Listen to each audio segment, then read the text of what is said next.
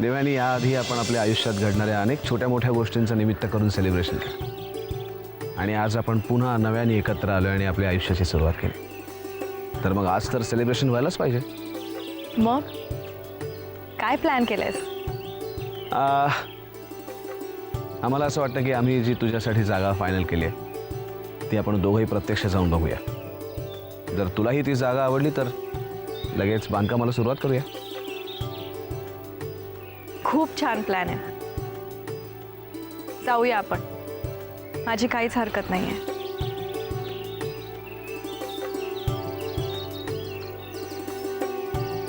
जाण्यापूर्वी एकच मिनिट.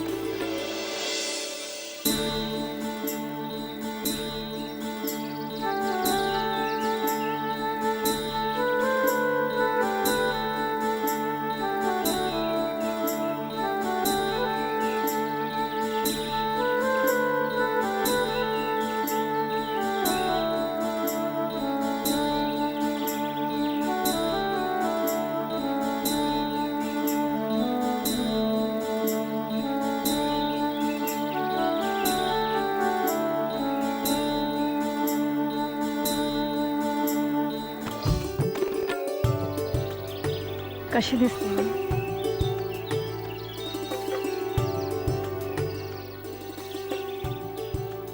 राजेश शिर्केंची कुलपत.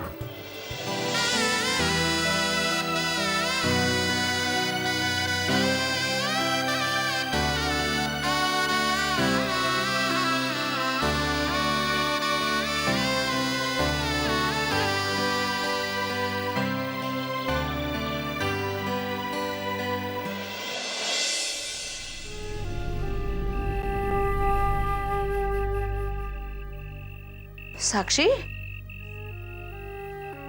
आई अगं तू बाहेर का आलेस? तुला शोधायला. मी तर इथेच होते. तू ये आधी. बस बस आधी. अगं हळू. बरं नाहीये ना तुला? कशाला आलीस बाहेर?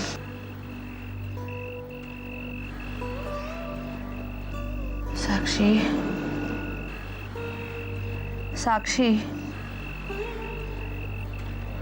अगं तू जेवली नाहीस नीट.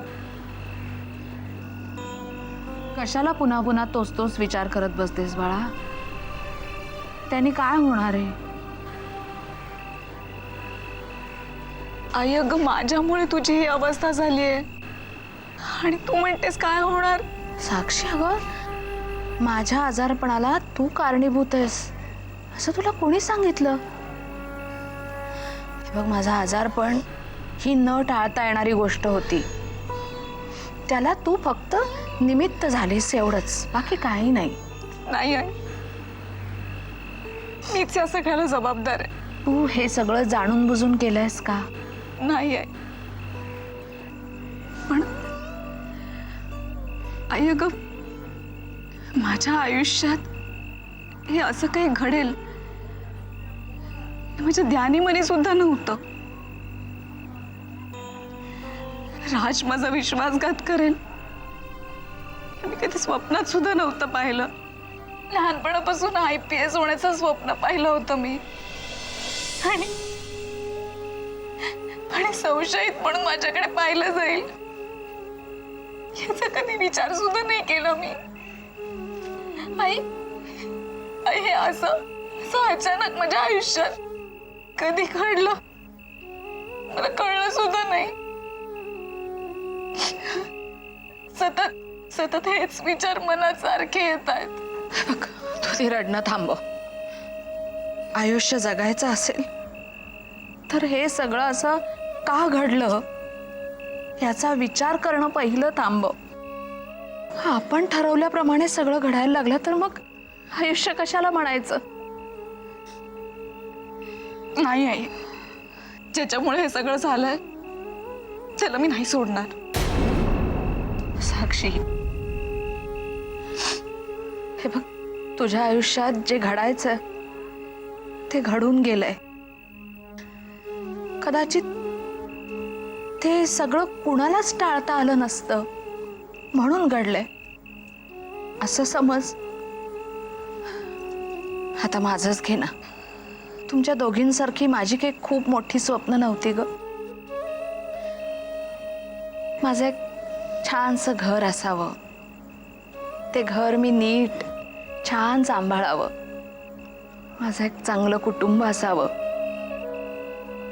इतकं साधं स्वप्न घेऊन आले होते मी या घरात. एवढं छोटंसं स्वप्न असूनही नवऱ्याची वाट पाहत मला आयुष्यभर राहावं लागेल असं कधी ध्यानीमनी आलं नाही माझ्या. मोठी सून असूनही जन्मभर कुणाचा तरी जाच सहन करावा लागेल असं कल्पनेतही नव्हतं माझ्या. पराक्रमी सैनिकाची पत्नी असूनही स्वतःचे निर्णय स्वतः न घेणारी, परिस्थितीमुळे हताश झालेली, आजारपणामुळे खचलेली, खंगलेली, म्हणून लोक आपल्याकडे सहानुभूतीनं पाहतील असंही कधी नव्हतं वाटलं मला. पण तरी मी जगत आले, कारण माझं आत्तापर्यंत हरवलेलं आयुष्य मला तुम्हा दोघींच्या डोळ्यात दिसतंय. आता तू ठरव, तुला नक्की काय करायचंय ते.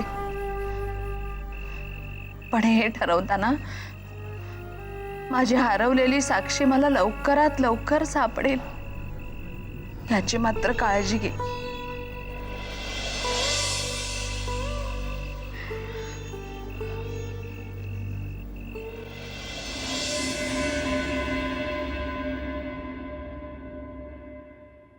एक मिनिट, तुझ्याशी थोडं बोलायचं होतं. बोल ना. विक्रमला भेटायला गेली होतीस ना? तू कितीही गप्प राहण्याचा प्रयत्न केलास ना तरी मला सगळं माहीत असतं. पण देवयानी,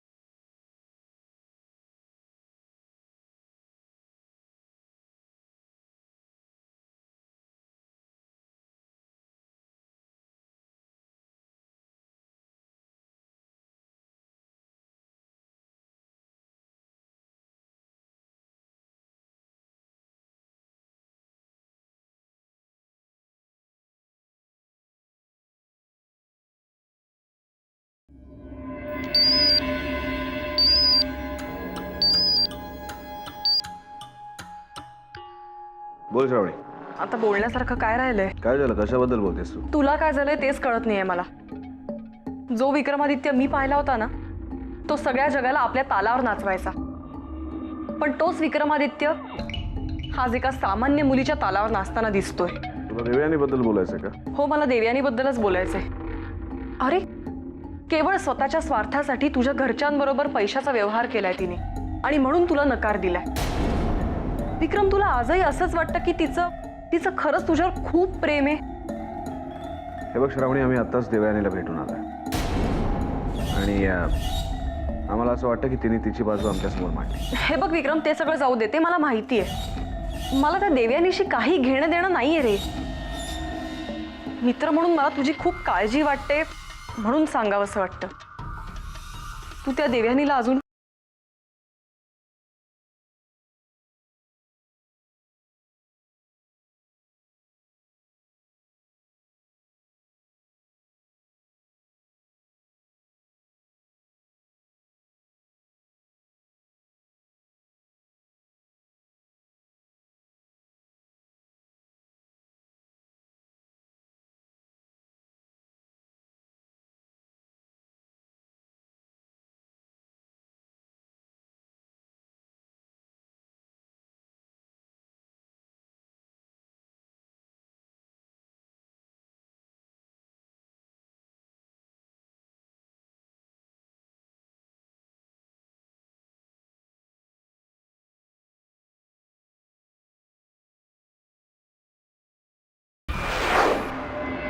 आई काय हे, तू अजून औषधं घेतली नाहीयेस?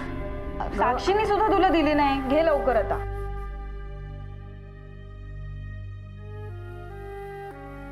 साक्षी मला म्हणत होती घे म्हणून, मीच म्हटलं नंतर घेते. देऊ, बस इथे जरा, बस बस, मला बोलायचंय तुझ्याशी. काय झालं? बोल ना. हे बघ, मला समजलंय सगळं. म्हणजे मकरंदनी सांगितलंय मला सगळं, माझ्या आजारपणात. आणि साक्षीला तुरुंगातून सोडवताना राजेश शिर्केंनी खूप मदत केली आहे तुला ना? हो होय, मला माहिती आहे. सहजासहजी तू कुणाकडूनही अशी मदत घेणार नाहीस. काहीतरी खास कारण असल्याशिवाय तू ती मदत घेतलीही नसशील. विक्रमादित्यचं आणि तुझं नातं लक्षात घेऊन तू ती मदत स्वीकारलीस, हो ना? देव, आता तरी मला सगळं खरं खरं सांग ना. पुरे झाली ही लपवालपवी. आई तू म्हणतेस ते खरं आहे, पण तू अजून आमच्या नात्याला परवानगी कुठे दिलीस? तुला वाटतंय तेवढं ते सोपं नाहीये ग बाळा.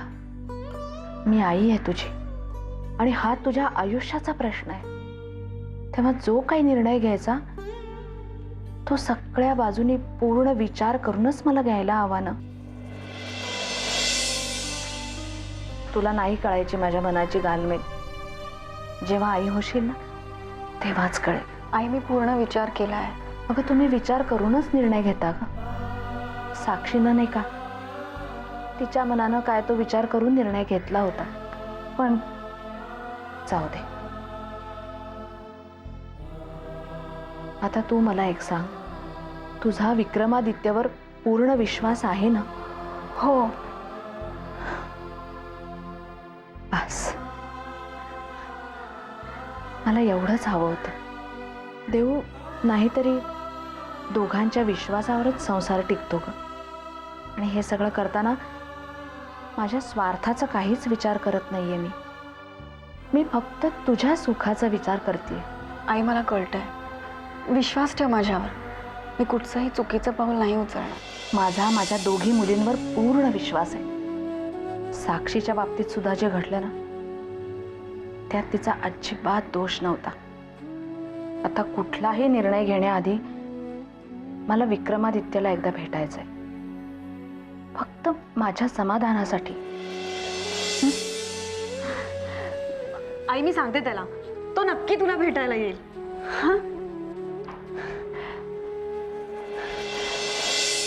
आई, थँक्स. अगं,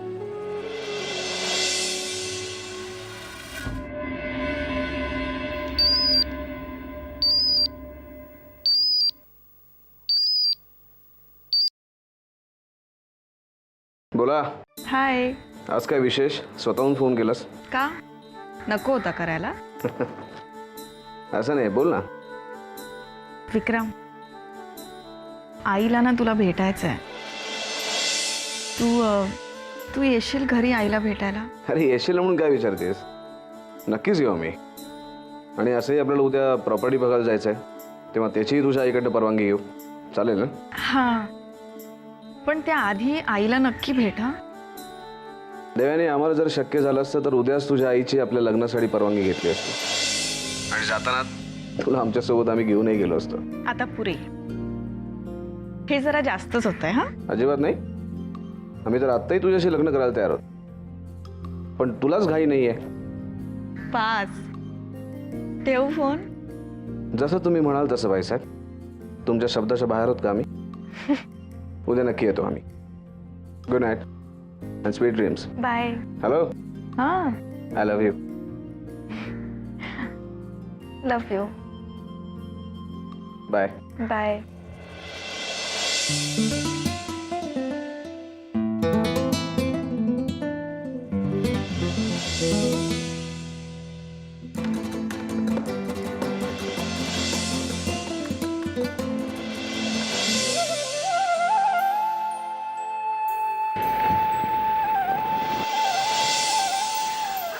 विक्रम, कसा आहेस? आम्ही ठीक आहोत. तू कशी आहेस? बरी आहे. साक्षी, आम्ही इथे नसताना तुझ्या बाबतीत जे काही घडलं ते सगळं आम्हाला कळलं. पण आम्हाला हेही माहिती आहे की तू या सगळ्यातनं लवकर बाहेर पडशील. हे बघ, आयुष्यात असे बरे वाईट प्रसंग येत असतात, पण तरी आपण आयुष्य जगणं सोडून देत नसतो, हो ना? नव्याने आयुष्याला सामोरे जा. खरं तर तुमचे सगळ्यांचे कसे आभार मानावे तेच कळत नाही. मी या सगळ्यातून बाहेर पडू शकले केवळ तुमच्यामुळे. साक्षी, आभार कसले मानतेस? आणि आम्हाला असं इथेच उभं राहून तू बोलायला लावणार आहेस का आतही बोलवणार आहेस? अरे विसरलेच, प्लीज ये ना आत. हे कर्टन आता बदलायला हवे. हां, ही शेड मस्त आहे. यांना सांगते आणि लगेच बदलून टाकते. ये ना बस. अय्या, विक्रमादित्य तुम्ही? श्रावू पाहिलंच का कोणाला? तुम्ही श्रावूशी गप्पा मारत बसा, मी पटकन चहा पाण्याचं बघते. हाय विक्रम, कसा आहेस? आपण किती दिवसांनी भेटतोय ना. मला खात्री होतीच आज ना उद्या तू येशील आणि मला नक्की भेटशील. असंही कोणी यावं आणि आपल्या फ्रेंडशिपमध्ये मिसअंडरस्टँडिंग क्रिएट करावं इतकी तक्रार नये ना आपली मैत्री. बरोबर बोलते ना मी?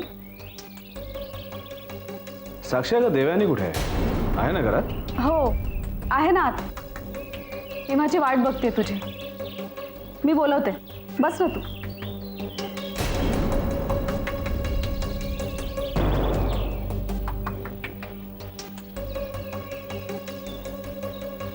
विक्रम, मला असं वाटलं होतं की तू खूप हुशार असशील, पण माझा तो समज चुकीचा होता. तू माझं म्हणणं नाही तर नाही ऐकलंस ना. अजूनही तुझा देवयानीवरती विश्वास आहे? आजही तितकंच प्रेम करतोस तिच्यावर? मला ना खूप वाईट वाटतं.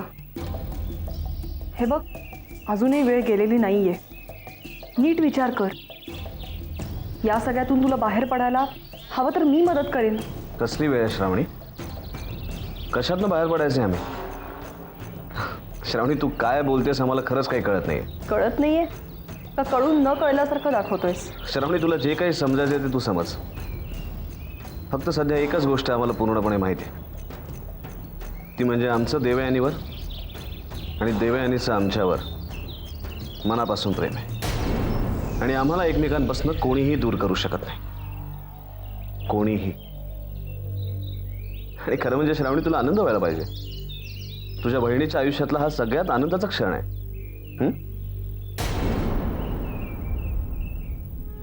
विक्रमादित्य. अरे नमस्कार करा. नाही, असू दे, असू दे. कशी आहे तुमची तब्येत? बरं वाटतं ना आता?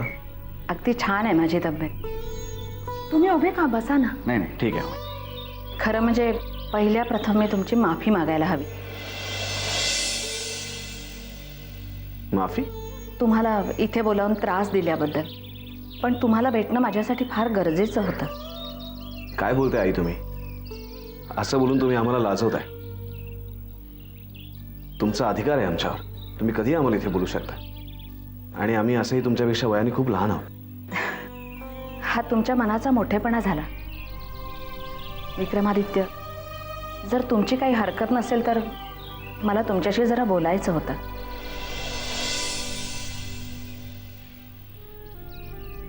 हो, देवयानीने आम्हाला सांगितलं.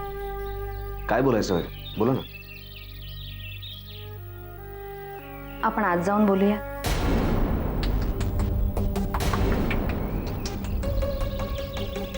हा हो, या या.